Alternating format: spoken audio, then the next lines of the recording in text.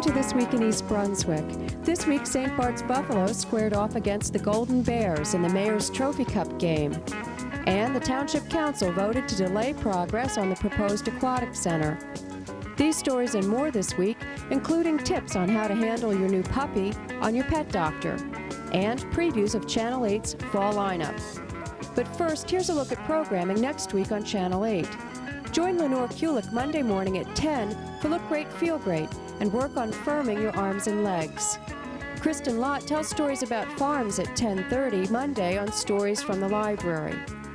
Just Kidding, a new show for and by kids, premieres Tuesday night at 7. This month's edition features the Children's Summer Theater, some totally useless skills, host profiles, and an amazing animal from Philadelphia's Academy of Natural Sciences. At 7:30, Paul Hansen explores retirement planning on You and Your Money. And at 8, Judith Lebline tries out step aerobics, tap dancing, and karate on Exercise the Right Choice. Superintendent of Schools Dr. John Kopka welcomes students and their parents back to school Wednesday night with an overview of the district schools. That's at 7:30. At 8 o'clock, check out 18's new format. This year's show will be hosted cooperatively by a dozen teenagers who this month went on location for a behind-the-scenes look at the county fair. This Week in East Brunswick returns at 7 Thursday night, followed by Aging Aspects at 7:30. Patty Sullivan speaks with the president and executive director of the Alzheimer's Association of Northern New Jersey. Now that we're into the fall, space on the community bulletin board is once again in high demand and limited, so be sure to submit your application at least 2 weeks before the date of the event, sponsored by your nonprofit organization. Hello, football fans. We're at the return to a Gridiron Classic, the Mayor's Trophy Cup at East Brunswick High School Field on Sunday, September 5th. You can see behind me, it's St. Bart's Buffaloes squaring off for the first time in 10 years against the Golden Bears. It's been a day full of football activity and lots of cheerleading and lots of parents celebrating youth football in East Brunswick. I'm here with members of St. Bart's Buffaloes, and they're really excited about their big face-off against the Golden Bears. You guys ready? Yeah!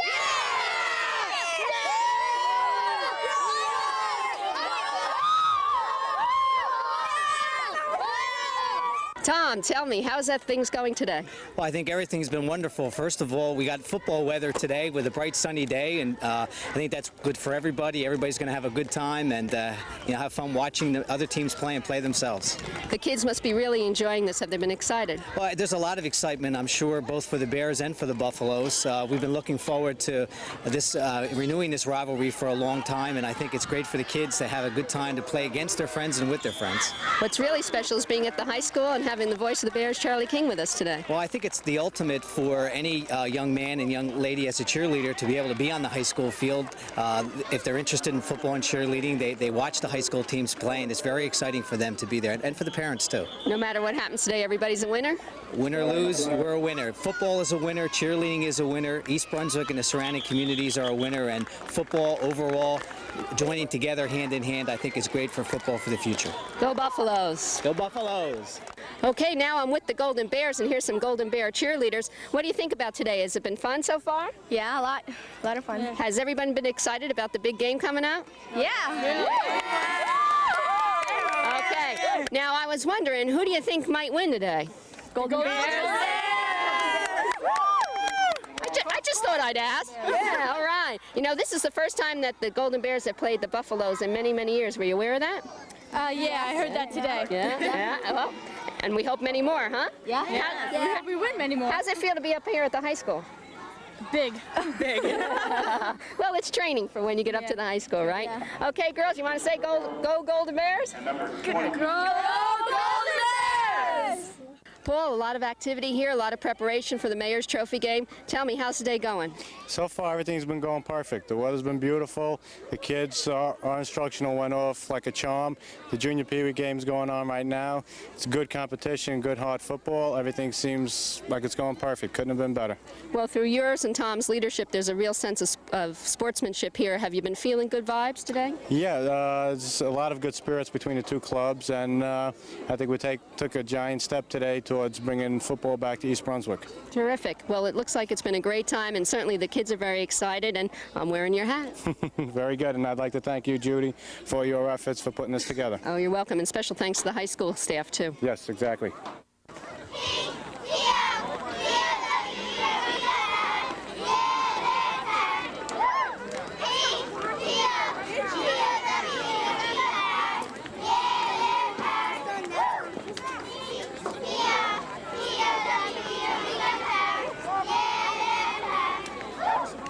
It's been a great day of football and fun and sportsmanship here in East Brunswick, celebrating youth football.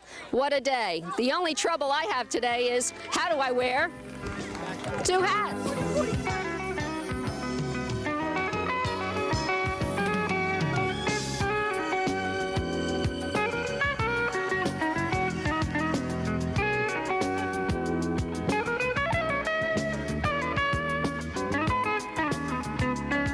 Having received bids for the planned Township Aquatic Center, which were up to $1 million higher than the $2 million anticipated, the Town Council voted Monday night to reject all bids and to rescind purchase of a $110,000 serpentine slide for the facility.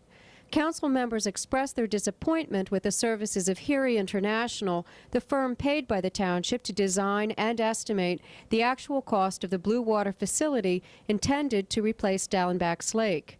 Council President David Zarnowski commented on the $85,000 already paid to Heary for engineering, maps, and tests. Seriously revisit paying the balance to Heary International, recognizing the fact that on August 9th, they submitted a compilation sheet to us in the amount of $2.2 million. And then to come back and receive bids that were almost $1 million in excess makes me think that this wasn't addressed properly by them throughout the entire process. I'm very concerned about the impact to the residents and to the credibility of Heary International to come up with such a wide spread. I mean, I'm really disappointed in them, and to have the Citizen Committee and the Council and the administration work so hard on developing a project that was not brought to bear by a consultant by that much of a difference is really astounding to me. I can't believe that, and I'm very, very disappointed in the project. Obviously, this was something that the residents of the town strongly fought for, and we wanted to give them what they wanted at that amount of money. And we can't award a contract for $3 million when we only have $2 million to spend. Right. I mean, I think that would just be foolish on our part. First of all, it's probably against the law for us to do. We don't have the right to do it. It has to be funded. You're right. So what do we have to do now? Now we have to go back to the public, see if there's support to spend $3 million, just as we did when we asked is there support to spend $2 million. And if we find out the support is there to spend the $3 million, we'll appropriate the $3 million and go forward with the project. Therefore, all this money that's been used for engineering, architecture, it's not money lost. It's money that we've asked for a facility to be designed. We've gotten that service. We have a facility there that we all like, and we want to go forward. But we can't go forward when you're $1 million over what you appropriate. We were looking for $2 million. I think we should try and stick to that $2 million. I think some of these people, and I don't want to, because of their pre-qualification, we were limited on the number of bidders that we had, which put us in a position. We were limited on the amount of time we had to do the job in. That put us in another tight position. And they think that they had us between a rock and a hard place. And this put us in a bad spot, and they thought we'd have to go through with the project at no matter what cost. And we're just proved tonight that we don't have to do that. We don't have to knuckle under to any price. Well, we still support it. And we support the concept. That's it.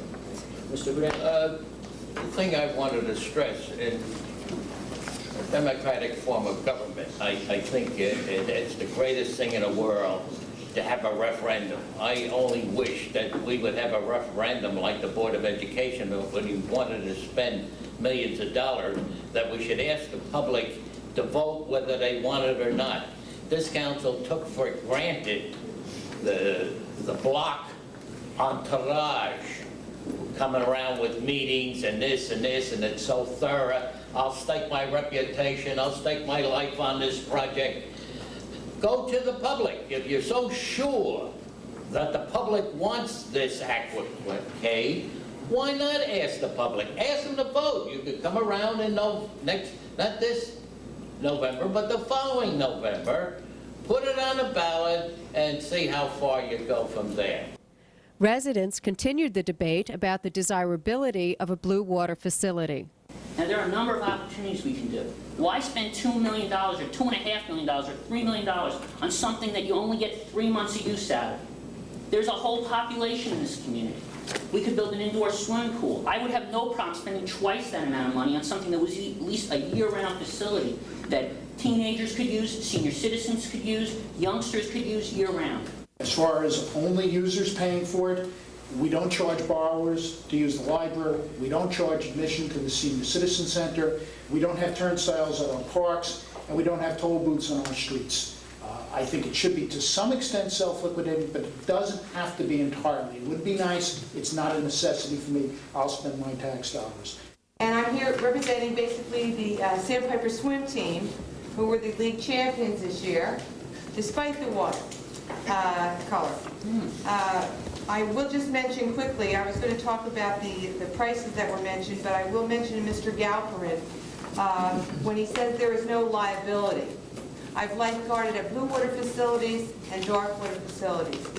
And if you want to talk about a problem, it's pulling out a victim from a dark water facility. And then you're talking about a lot of money as liability. I feel sorry for these lifeguards. I think I would sooner lifeguard at the beach than at Downbacks.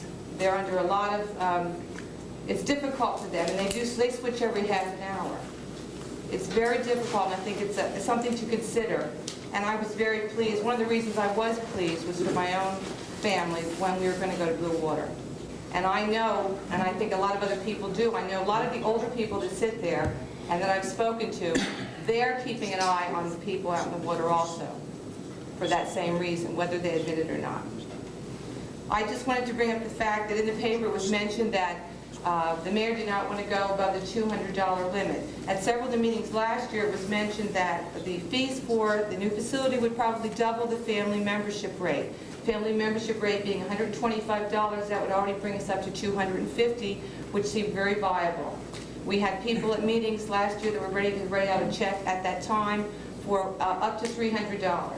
And in the paper it stated that we could go as far as $2.7 million and still have a fee of $250. I am speaking, I think, honestly, for 41 families and 63 swimmers involved with the Sandpiper swim team. And as I said before, when I have spoken before, a lot of these kids have been swimming at Downback since the age of 6 and 7. And when we left our last picnic this year, there were a lot of tears. But there were tears of happiness that next year we would be swimming in a new blue water facility. Monty Block spoke on behalf of the Recreation and Parks Advisory Board. We seem to be a little bit off the beaten track tonight. We're not here to debate whether or not the township wants a facility. We've done that. It's been decided. This township does want a blue water aquatic facility. I spoke with Jan Kuczynski and Tony Ciccarelli here at the meetings, and the gentleman in the back. We've addressed their issues. They were in the minority. It was there for you. You saw it. You read about it. There are many factors that became involved in this whole process that we went through, which was very long and very tedious. We went to the community. You know that we gave you their input. We had not one, not two, but 3 professional evaluations that all said that this facility was going to be built for in the neighborhood of a $2 million bond issue. We here in East Brunswick are a very active middle-class community. That's why people come out to tell you what they think and tell you what it's all about. And despite all this input, people are still coming here tonight saying, maybe we don't want this facility. That's been answered. We want it. The township wants it. The efforts of the mayor and the council and Judith Lebline, who researched this project to death, and Lou Neely, who looked at it financially inside and out, and Tony Riccobona, who sat with me at a lot of these meetings, and everybody has given him that credit for doing that, and all the volunteers here tonight have told you, we want it. Gentlemen, no more research. The media wasn't exactly accurate in how they quoted some of the people, and that upset a lot of the people here. The problem did not come in the design of the facility. The problem did not come in whether or not East Brunswick wanted the facility. The problem has been identified. Where is it identified at? somewhere in the bid, in the subcontractors looking at it and coming back with a cost. Maybe the problem was we shouldn't have gone out to 4 qualified vendors to bid on this. Maybe we should have opened it up to everyone and made it very, very competitive. But the time constraints, the timeline were very severe. This shouldn't be the end to the project, and we understand legally what you have to do, but it should just be a short delay because you already know what the community wants. Also at the meeting, September 9th was proclaimed National Council of Jewish Women's Day for Working Parents.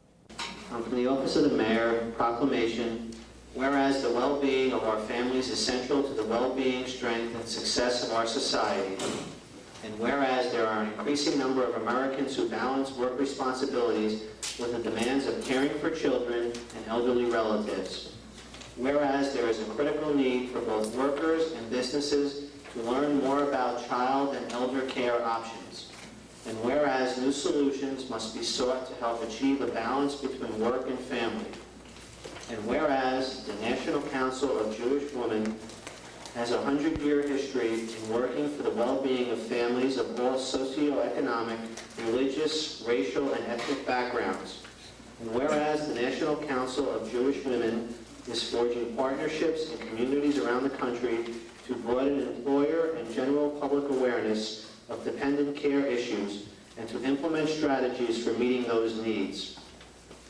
Now, therefore, be it proclaimed that I, Ira Oskowski, Mayor of the Township of East Brunswick, do hereby proclaim September 9th, 1993 as the National Council of Jewish Women's Day, the Working Parent, and urge all governments, employers, public officials, and citizens to make a commitment to meet the dependent care needs of employees today and from this day forward to improve the lives of all families of East Brunswick, New Jersey.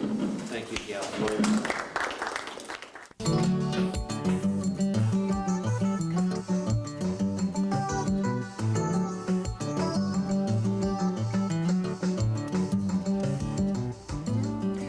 Welcome back once again to Your Pet Doctor. I'm Dolly Vasta, your host, and my co-host is... I'm Dr. Brian Johnson from the Cranberry Veterinary Hospital in East Brunswick. Yes, and we're going to be having some fun today. This is like the last piece in our 3 little series of getting a pup and what to do for the pup. And this is about toys, because sometimes you see a lot of different toys in the market, and just like with children, you're not too sure which ones to get. I myself love the red fire hydrant, but why don't you start? Okay, there are some definite do's and don'ts with toys and dogs, and we'll just talk about a few of these. I have one of everything at home. We'll talk about the fire hydrant for a moment. Yes, here. This is a great toy for the dogs to carry around. It's light, it's easy to work with. If you notice, it does have a squeaky toy. However, it's built into the plastic and it's not a separate metal piece. So it can't come out. Can't be chewed. If the dog chews it up, it simply chews the plastic apart. Which is great, because which is not going to hurt them. This is not a type of plastic that is toxic. It's easy, it's light. If you throw it, it's not going to hurt anything. And the color, the dye too? These have all been pretty much tested on dogs. They're good. This is probably good for any size dog, from a toy poodle to a St. Bernard. These work actually quite well. Another thing here that is important are these two. Now, these are both good toys. I would not use them all the time. This, for a toy poodle and small dog, is a wonderful dog toy. He can chew on it. It's made of nylon. It's great. I would absolutely not use it on a large dog because it will get stuck in the back of the dog's throat and he'll choke on it. Wow. And he'll choke before you can get him to your veterinarian for emergency care. Go for the bigger one. This is too big. Although it's much larger, he'll chew it, but it won't get stuck in the back of the throat. It's almost indestructible. It's made of a type of nylon that they can chew, and they love it. Another one of the things that we have, I think everybody has seen, is this type of toy. Nylon bone. This is a nylon bone, and there are several manufacturers of this. They all work well. It's something which is indestructible. It will not chip. It will last a long time. It's been treated, and it is non-toxic. You know what else? When they are teething, I have put mine in the freezer and let them chew on them cold like a baby's nose toy. They'll chew, and they'll last a long, long time. Now, sometimes you get into the larger dogs, and you want to give them some exercise. Well, you want to be able to throw something, have them bring it back. A day when it's hot, 85, 90 degrees, do not use these things. That's the worst thing in the world. They'll overheat faster than you will, go into heat stroke, and you're in deep trouble. This is a simple toy. It's made of hard plastic and a piece of rope. They love this thing. This, to a dog, is the greatest thing in the world. They'll take it, they'll throw it, watch, they'll whip this around. If you have any windows, they have been known to put them through a window now and then. But they love this type of toy. Everything that we have, I try to get something that is an interplay between the person and the dog. You can go out and throw it, you can throw the ball. You can play tug. Yeah, well, tug of war. Now this is for the larger dogs. I thought maybe you were going to hang Put me one on today. each end, and you can play with your dog on this type of thing. That is a great. It is a wonderful thing. The rawhide, there are 14 grades of rawhide. Are they all good? No, only your upper grades. So go to a pet store that you can rely on and ask them for one of the better grades. What about the hoofs? Hoofs are fine for them to chew on. They'll go through them. Things that you don't want them to play with. Anything that is dual purpose. If you have an old shoe, don't give it to them. If you have any stuffed toys, don't give it to them because they cannot tell the difference between an old one and a new one. And you will lose your shoes. I will personally attest to that. Yes, I know. I can also attest to that fact. Safe toys are things that are not going to get the dog in trouble or cause problems with the dog. Don't have a toy and wrap an electrical cord around it. He will then chew electrical cords in your house. That's really interesting. So, all right, so we've got that. If you wouldn't give your children things to play with that weren't safe, same goes for your animals. Yep. Well, within that in mind, I hope all of your animals have a good time, and you do too with all the toys that they're going to be playing with. If in doubt, call your veterinarian and ask them. Anyone will be more than happy to go over what's safe and not safe. So we'll see you all again next week. Take care. And have a good day, folks. This fall, you may notice some additions to our usual lineup of programs and some new faces. 2 brand new programs will air this fall. In November, EB Online, hosted by Mayor Ira Oskowski, will be a live call-in show. So start getting your questions ready for the mayor and his guests. Just Kidding is one of the most exciting things to happen at Channel 8 in a long time, and we're not kidding. This month features profiles of the show's 6 hosts: Jennifer Eng, Matt Scribonia, Andrea Buchma, Matthew Unger, Mary Beth Wisaki, and Dean Rayside, and puts the township's Children's Summer Theater in the spotlight with backstage interviews and clips from performances. Regular monthly segments will include visits with some creepy critters from the Academy of Natural Sciences in Philadelphia, how-to instruction from Rick Davis on perfecting totally useless skills, book reviews, and parents' famous last words. Because I'm the mother, that's why. If your friends jumped off the Brooklyn Bridge, would you? I told you that a million times. I walked to school every day for 10 months in sleet, in rain, in snow. And you're complaining about a bus stop? I'm the adult, you're the child, so what I say goes. If you have nothing nice to say to each other, don't say anything. Everybody's going to be saying something about Just Kidding. Tune in for September's show Tuesday nights, September 14th and 28th at 7, Wednesday afternoon, September 15th and 29th at 4, and Saturday morning, September 18th and October 2nd at 10. 18 Growing Up in East Brunswick, a show for people 12 to 21, has a new face this season. Actually, it has about a dozen new faces, all high school students acting as production assistants and hosts. This month, the crew goes on location to the Middlesex County Fair for a look behind the scenes. They'll race armadillos, wrestle sumo style, and ask lots of kids what they think about this month's Person on the Street issue. 9th graders at the high school. I don't think they should be up there. There's not enough room, and it's overcrowded as is. Sure, when you're in 9th grade, you think you should be up there. By the time you're in 10th, it really doesn't matter anymore. I think that we should have it because I think it's inconvenient because a lot of the 9th graders who play at varsity level have to get a bus to go up there, and they're also late for practices and stuff like that. I think it would be better because, I mean, when you're going into 9th grade in Churchill, kids don't think it's like, they don't take it seriously, because you know how 9th grade's supposed to be like the year that you be better because colleges look for you around 9th grade and all the records. Well, kids don't take it seriously because they're still in Churchill, and Churchill, people just don't take that school seriously. Be watching Wednesday, September 15th and 29th at 8 p.m. and Saturday, September 18th and October 2nd at 11 a.m. We mentioned some new faces. EB resident and Channel 8 sports commentator Phil Hill will take over as host of Sports Talk. This month, Phil looks at the upcoming fall sports season at East Brunswick High School and hears from the head coaches of each team. And with the new school year underway, so is another season of Spotlight on Education, hosted by Superintendent Dr. John Kopko. This month, Spotlight welcomes you to the East Brunswick Public Schools with an overview of the school system. For Art's Sake starts its 11th season as host Dolly Vasta looks at Native American culture by visiting the Spike Crying Eyes Powwow, held this summer at the fairgrounds. Lenore Kulik exercises her way into her 10th year of exercise and beauty information on Look Great, Feel Great. Our other programs consist of Stories from the Library, read to preschoolers by East Brunswick librarians. EB18, host Joan Farrell speaks with local business owners. Aging Aspects with Patty Sullivan from the Office on Aging looks into subjects related to senior citizens. Judith Lebline, Director of Parks, Recreation, and Community Services, shows you how to exercise the right choice. If you're looking for financial information, tune into You and Your Money, hosted by Certified Financial Planner Paul Hansen.